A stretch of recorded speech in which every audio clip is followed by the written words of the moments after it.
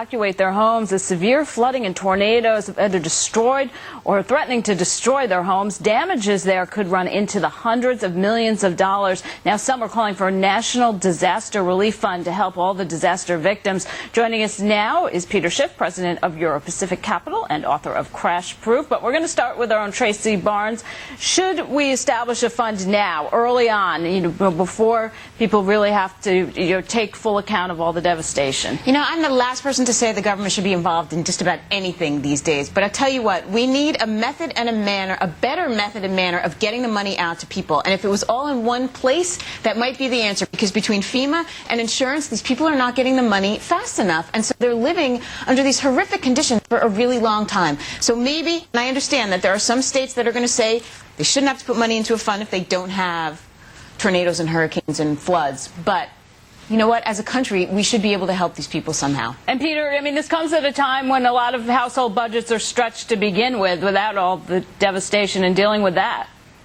Well, that's unfortunate, but I don't think the government should be involved in financial relief at all. I think, unfortunately, the people who suffer from this need to be able to fund the repairs out of savings using private insurance. If they don't have access to that, they can tap private charities. But there's a huge moral hazard here. When the government comes in and subsidizes people who suffer these disasters, they're prone to move into these areas that have these natural disasters, and we end up having much bigger problems. People need to suffer the consequences, and if they can't afford it, they need to live in areas where you don't have these disasters, and you can't tax people who live in other places. Wayne?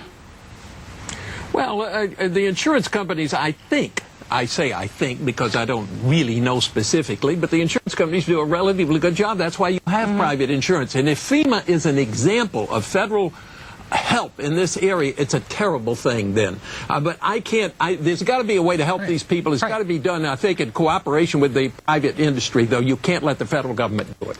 Right, that's the same FEMA, Terry, that bought all those trailer trucks that ended up being poisonous. Remember those? Yeah. Or, gave out the gift cards for $2,500 that ended up being spent on strip clubs and whatnot. But the point is, I think Peter's hit the nail on the head here. Homes are private property, and I have terrible, empathy for people, Terry, who lose their homes. But the responsibility for rebuilding those homes rests with those individuals. But what about the freak of nature accident? Like, who would, Jersey might get hit by a tornado someday out of nowhere, and my house is gone. That's what insurance is for.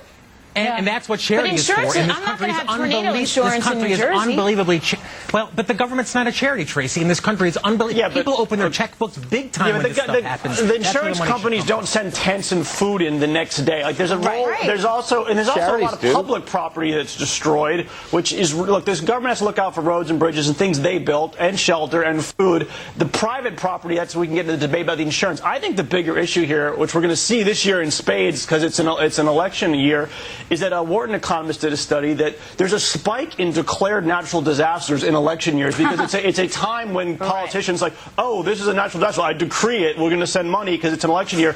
This process needs to be removed from the White House, removed from Congress, with a fund with rules based on long shot events that are truly statistically rare, that then the automatic funds happen. And somehow FEMA makes more trips to Florida during presidential election years than any other.